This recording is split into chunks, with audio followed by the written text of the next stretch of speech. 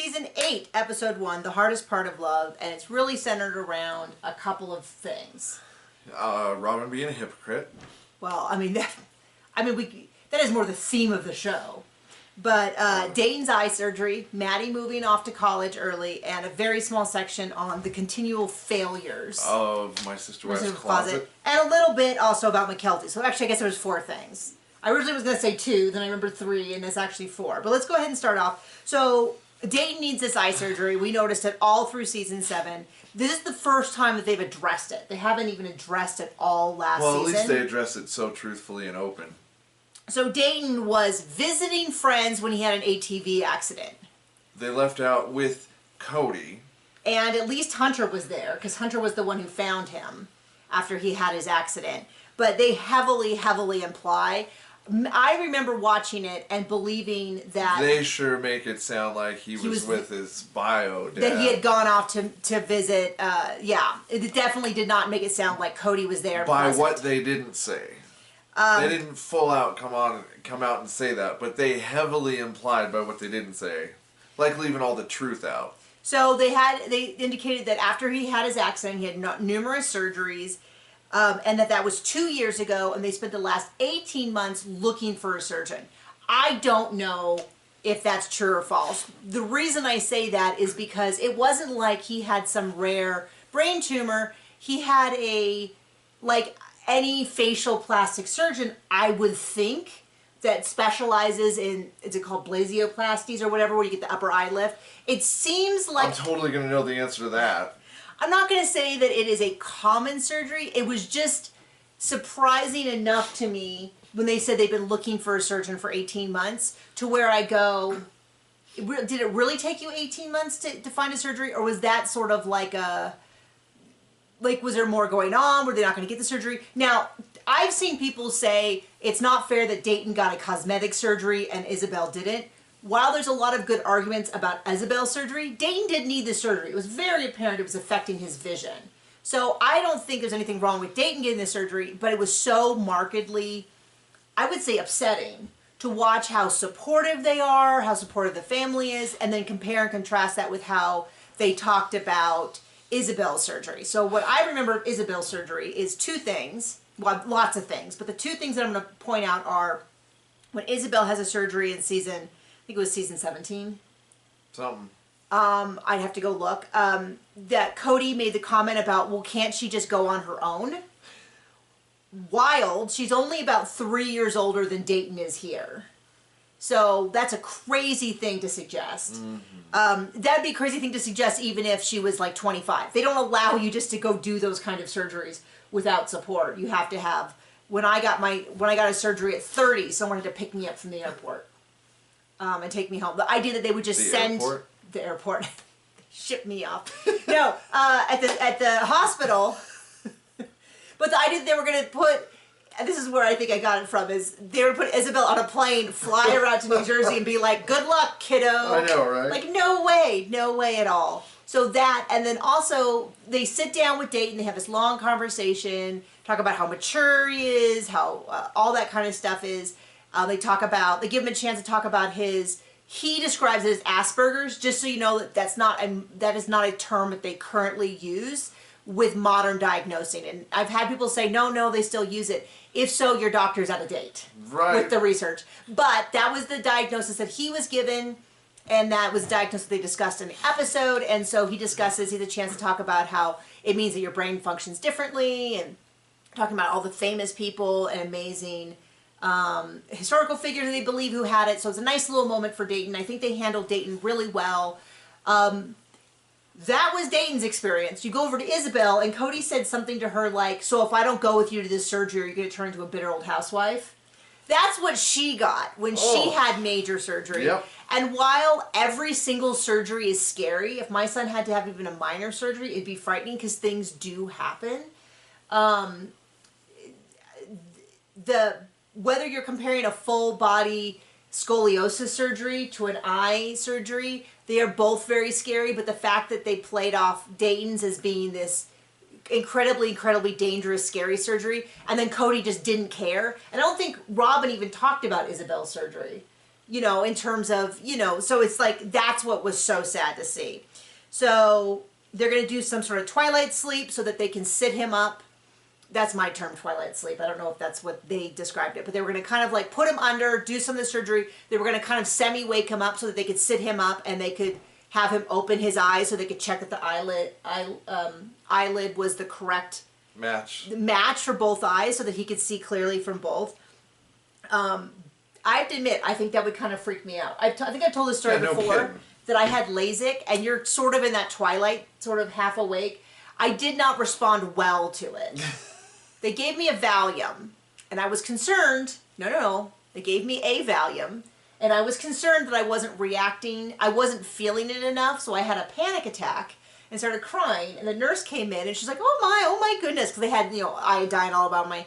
So they cleaned me up, and she's like, I'll just give you another one. Well, then I was practically sliding out of the seat. And when they went to do the surgery, my eye kept rolling back in my head. And the doctor's like, well, if you can't stop that, we're not going to be able to do the surgery. And I was like, oh, I had no idea I was doing that. I didn't realize that's what was happening because I was all goofed up. And on her last chance, they got it. Yeah, I mean, I think he might have tried a little bit harder. But he didn't tell me that my eye... he tried pretty hard. I had a... screen in the other room watching, and it was hard to watch. Well, I didn't know that my eye was rolling back in my head because I was all goofy, so I was like, ooh. So anyway, so I don't know what this is. Oh, okay. So then they're getting ready to go do that. It seems like they're like, oh, we're running late. Seems like Dayton's ready to me. Yeah, Dayton's ready. And they are not. So, okay. Okay, so then they go and we see a very short scene where they take McKelty over to David Topaz, not Topaz, Topaz, to see about an internship. And Cody goes on and on. What is this guy? He's a fashion designer. In full khaki. Well, okay, Isaac Mizrahi over here. I'm just saying. Oh, I'm sorry. If you're gonna do a job, look the part. Okay, Michael Kors. I mean, come on. But here's the deal. Cody goes on and on and on about how the fashion industry is so unethical. And not for things like child labor or anything like that. It's because he thinks that they show too much skin. And he goes on and on and on about how... Just on and on. Well, then we go see David Topaz. I'm like, oh, well, clearly he's going to be like a G-string designer, the way that Cody went on. They go in. I have not seen... Full body gowns. I mean... Top of your neck to neck to toe. Past the bottom of your feet. He does gowns, and so he has this huge gown. Like there's lace on the gown. There's a slightly sheer sleeve. Another one of them has this enormous, like oversized coat. And I'm not trying to slam the guy. It's just after Cody went on and on and on and on about how which guy are we trying to slam? Cody. Yes. Always Cody we're trying to slam. Cody goes on and on about how they have good morals. He hopes that McKelty lives up to their morals. They go to this fashion designer and it's the most modest clothes I mean, come on. I mean, really. And then of course I'm like, yeah, of course fashion and has not been... modest for Vegas, modest for like the Amish. Right, like it is a lot. There's very little skin showing. He's clearly a gown designer. And so it was just kind of embarrassing. It's like, okay, get over yourself, Cody, because they're always going on about how they're so much more modest, they're so much more conservative, they're so much more moral, and then it's like he's really just kind of, I don't know, making stuff up. Something. So then he goes through, this is hilarious the way that they edited this together, because they show this clip, they show what's coming up. And what they show is they're going to talk about how My Sister Wives Closet isn't selling anything, and then they cut directly to this clip of this fashion designer saying designs need to sell, and if they don't sell, they're bad. And it really, really felt like the editors couldn't flat out say My Sister Wives Closet has ugly designs, but boy did they heavily imply it in that clip. In the actual show, those two clips are really far apart. But they should be together, and Robin should have been there, and they should have been talking about her crap jewelry that she doesn't know how to design. They just keep ignoring the fact that it doesn't matter how much business sense, how much promotion, how much that, if people don't want what you're selling, it won't sell. Like, it's just not going to work. It's just not going to work. There's a lot of ways to fudge it if, there's ways to fudge it around, like, but it had to have been the amount of free press they were getting. It had to be really ugly and really expensive. It was those two things. I think if it had been cheap and ugly or beautiful and expensive, they could have been slightly more successful. But it was based around a stupid idea. My sister wife's closet, like catching on in any kind of mainstream anywhere in America. No. I'm not saying that everybody needs a professional design experience in order to be successful at art, but Robin did. Because the proportions were off, the designs were ugly, they were hard to read, it was a little confusing what the designs were. Nobody wanted them. They were selling ideas that no one was interested in. Right. Like Sister Wives. So, anyway, so they cut back to David. David is looking through the critiques. He's looking at her designs. They go on and on how great the designs are. And I don't want to slam High School McKelty, but they were not... I mean, they're very much like, I think I had sketches like that also when I was that age. And I am not a design master, as evidenced by my clothing. But Cody's like, yeah, it was great that he really gets in there and he's honest. That's what I'd want. And I'm like, dude, you didn't take it when your family members are telling you the designs are ugly.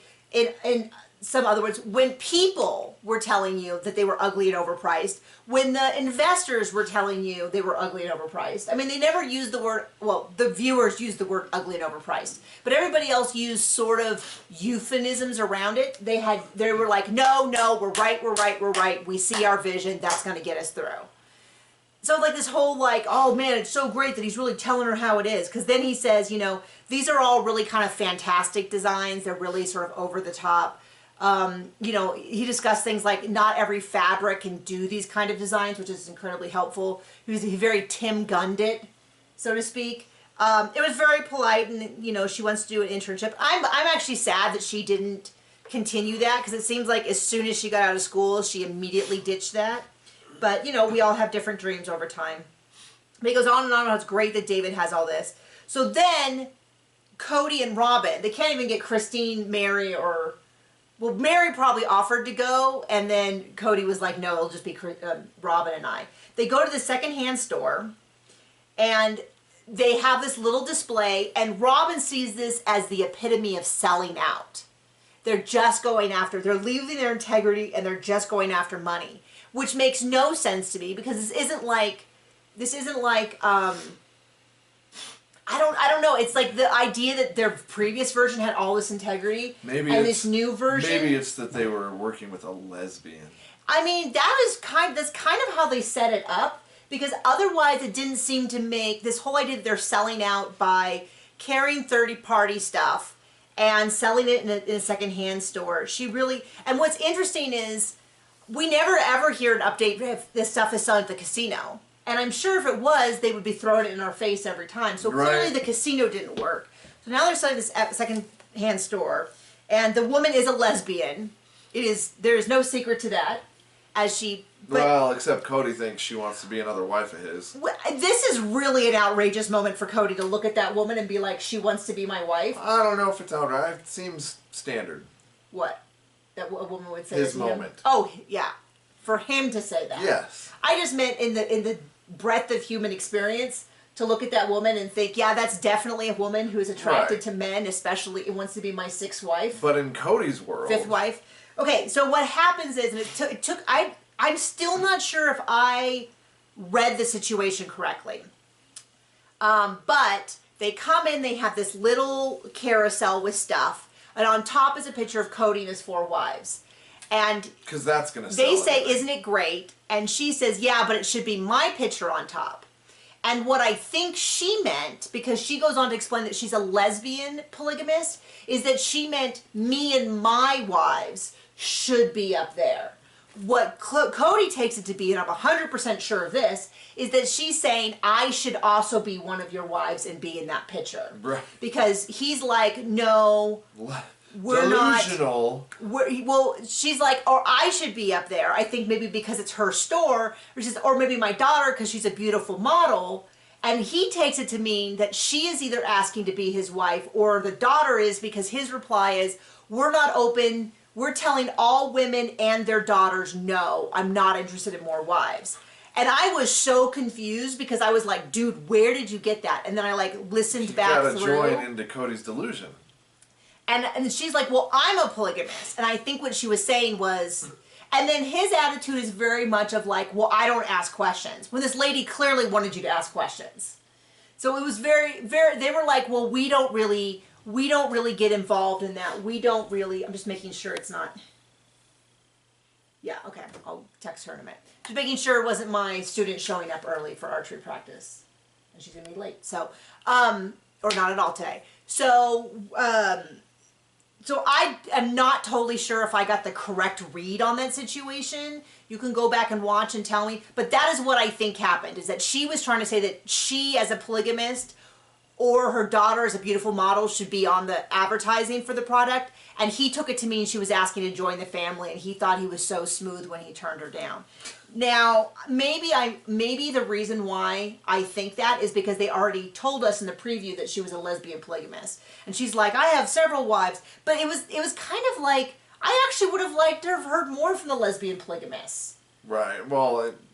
More so than hearing more from Robin about her vision of the company. Would have deflated Robin and Cody's ego, so... I know. I mean, for someone who's like, wow, she just put it out there, and I think that's... They didn't say they thought it was weird, but they kind of acted like, hey, lady, don't give us all this inside information. And I'm like, you are the people who everywhere you go are like, this is my husband and this is his other wives. Yes, we're polygamists. It's like, it's kind of like, you don't throw stones when you live in glass houses, Mr. Proudly Polygamist proclamations everywhere you go. But if you're gonna, put it on TV. So... we go into the whole thing about how it's a sellout to sell third-party items, but Robin just is like, I want to design everything that's in the store. And I kind of feel like we go back to that thing about how... Maybe you should have picked something you're good at. The guy who is telling McKelty the truth, Cody's all about hearing the truth, and then we turn around immediately and people are saying... I feel like what they're saying is your current products aren't selling, and they're not going to sell, and they're like, well, let me just stick my head in the sand. Right. Okay, so then we cut to Father's Day, which is also the day that they're going to have a party for Maddie leaving. I don't know if she leaves. It must be the next day. I was a little confused because they said it was Father's Day and Dayton surgery, and I was really surprised that they would have a non-life-threatening surgery on a Sunday. Am I weird for thinking that? Because I mean, I know they do surgeries on Sundays because people get sick and get hurt and get injured, and so they do surgeries on Sunday. But I would think for this type of surgery that they would only schedule surgeon, it. So I'm wondering if it's one of those things where it was like they were celebrating Father's Day, but it was actually a Friday or a Monday. I don't know. Oh, I'm sure. But I was just so confused by them saying it's Father's Day and it's Dayton surgery, because immediately I'm like, Father's Day is always a Sunday. Why would you do... it's not a cosmetic surgery, but it's also not like... life or death. Yeah, it's not like you just had a stroke kind of surgery. And so I was a little confused by that. So they're trying to get up. We go on and on about how Robin's so scared. She's so scared. I mean, I understand that, but it's just a lot. It was a big chunk of the episode that felt like a lot. So they, it looks like he's totally ready to go. And she's like, they're like late to the hospital. They're like, it's a 34-minute drive and we have 30 minutes. But it didn't seem like Dayton was the one dragging his feet. So they go, they get in there, they do surgery. Somebody on one of my Well, Robin did say that Dayton's shorts were too immodest, so they were too short. So they did have to change. Super important. So they talk a little bit about how Maddie, when she was 11, had an emergency appendectomy, and then they said how 20 years ago they didn't do that surgery. She would have died. Didn't he say something like that? Yeah, he did. And I was like, I'm pretty sure that appendectomy surgeries have been around for a while. For quite a while. I mean, because 20 years ago in 2014 would have been the mid-90s. And I knew someone. If we know anything. I knew someone who in 2001 had an appendectomy, and I don't remember being like, oh wow, thank goodness they finally have this cutting-edge surgery. So you tell me, I'm sure there's going to be 1,000 people who are going to be like, my brother had it in 1970. Right. It's kind of, it was just really bizarre thing. I mean, not that you can't be scared that she had an emergency appendectomy, but it was just weird when he said in like 2014 or whenever this surgery was, for him to say 20 years ago was unheard of. You might not have made it or something else. Like, okay. They talk about Truly, and then they talk about this. 6 hours later, they call Christine. The surgery has been successful. Everyone gathers at, I assume it's Robin's house, because there's a huge stack of boxes just out of, like, just barely visible. There's like a 6-foot stack of stuff. Yeah. Boxes in the background. Probably full of my sister wife's crap closet. Everyone is at the house. All of the kids, all of the mothers are there. And they Dayton totally shun back. Robin and her kids, and especially Dayton. So, right? yes. They always have. Yes, they were awful. They said, I hate you. They threw, No, of course not. They came in, they gave him a seat right in the middle. Everyone came over and told him how brave he was. The surgery did look phenomenal. It looked, even as swollen as it was, you could tell there was a marked improvement. You could see that both eyes were moving, the eyelids were moving at the same height. He looked great. He was, great kid. I wish him all the best. He was the most enjoyable part of the episode after hearing Robin just go on and on. That's one of the things that really bothered me. They centered Robin rather than Dayton in Dayton's surgery. Yeah. I almost said in Robin's surgery. In Dayton's surgery, they really centered how Robin felt about the surgery over how Dayton felt. And I kind of felt like it was one of those things where it just was kind of like, he was super cool, chill, seemed much older than, he was probably about 14. Maybe he seemed about 14. I'm not around a lot of teenagers, so I don't know. But he seemed to handle it really well. He didn't get snippy with anyone. And all of his siblings were there. They all seemed to be really supportive and super chill. And later on, because it was a pizza party for Dayton coming home from the hospital. It was just an outpatient surgery, so he was only there like 6 or so hours. Maddie leaving, and Father's Day. And later on, when you see like a general shuffling, people were coming over and checking on Dayton because he had an ice pack on his head and stuff. So super supportive. So this idea that everyone has always been awful to Robin and her kids, just not true. And of course you can see that because I've never heard, other than very it's too minor. bad it's not on camera and they could just disprove it. Well, and here's the deal. On camera, other than the very most minor criticisms, I've never heard any of the kids say anything bad about any of Robin's kids. But I have definitely heard Robin's kids, especially in the last season, Brianna really went to town on how everyone's so awful. So, there you go. So, now we cut over. They talk about having lots of parties. Maddie is moving out. So, they pack up Maddie. Cody, Janelle, and Maddie go up to Utah to drop her off. She's essentially moving out. And then Cody kind of gets into this whole thing at the apartment building about how he wish he had been more present when she was a kid, and how he's been trying for weeks now to connect with her, but he just hasn't been able to. He was too busy when she was a kid trying to get his pencil wet. Well, my thing is, I normally kind of shut my mouth on how many kids people tend to have, but when you have 3 families that are starting at once, even though Mary only had 1 child, he had 13 children in this very short period of time. Maybe it's just not a great system for connecting with all of the kids, because by the time Maddie was coming along, they were now knee deep in kids, and it just continued for years and years and years. I think what's really apparent to me, in this episode is how much he favored Maddie. What's funny is we do not see, Robin makes this comment, only comment she makes about Maddie is, I think Christine said it's good for them to get out, especially the girls, and Robin points in, yes, girls need me time. And I'm like, I bet you, because Cody's really upset that she has gone so far away. Do you want to check on him? No, he's fine. Okay. I thought I heard my son, so I thought I would check. Okay. So my thing was that Robin goes on and on about how the kids need to get out, they need to have me time. But none of her kids, as far as we know, have left the nest. Not at least as of last season. So they get to Maddie's apartment. He now wants to sit down and have a serious conversation. It's not a bad conversation, but all I can think about is the fact that maybe if he hadn't spent the last 4 years courting and bringing in a new family, he would have had more time with his teenagers. Maybe if he hadn't decided he wanted to have so many kids with so many wives, he could have had more time with these kids. So, yep. Yeah. So that's the episode. Off to a new season. Thank you for joining us. Bye.